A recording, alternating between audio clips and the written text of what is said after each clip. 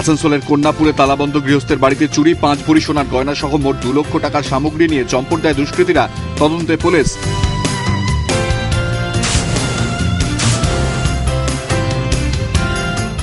তারাপীঠের মুন্ডমালিনী মন্দির থেকে চুরি হলো প্রায় লক্ষাধিক টাকার সামগ্রী। রবিবার রাতে মন্দিরের তালা ভেঙে চুরি হয় সোনার গহনার প্রণামীর বাক্স সহ অন্যান্য জিনিসপত্র। তদন্ত শুরু করেছে পুলিশ।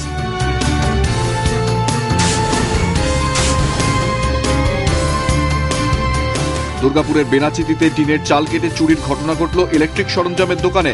নগদ 15,000 টাকা সহ বেশ কয়েকটি এসি মেশিন নিয়ে চম্পট দেয় দুষ্কৃতীরা। তদন্তে পুলিশ।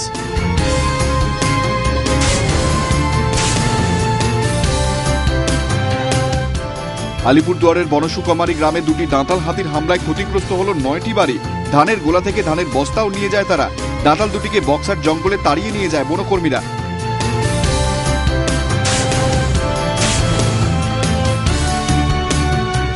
নারী পাচার, বাল্যবিবাহ ও শিশু বিক্রির কুফল জনগণের কাছে পৌঁছে দিতে এক সচেতনতা শিবিরের আয়োজন করল মালদহ জেলা পুলিশ।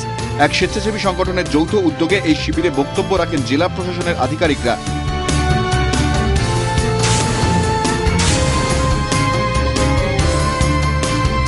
রাজ্য মানবাধিকার কমিশন ও জেলা প্রশাসনের উদ্যোগে একটি আলোচনা চক্র অনুষ্ঠিত হল জলপাইগুড়ি জেলা পরিষদ হলে।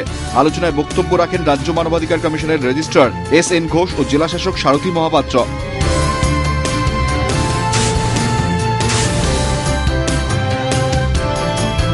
জেলা তথ্য সংস্কৃতি দপ্তর, জেলা পরিষদ ও কাঁথি পুরসভার উদ্যোগে শুরু হল পূর্ব মেদিনীপুর জেলার লোক সংস্কৃতি উৎসব।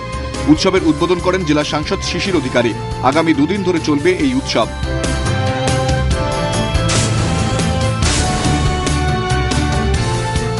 দমদম সংশোধনাগারে 8 জন বন্দীর সঙ্গীত পরিবেশনে জমে উঠল দক্ষিণ দিনাজপুরের জার্নালিস্ট ক্লাবের বার্ষিক সাংস্কৃতিক অনুষ্ঠান।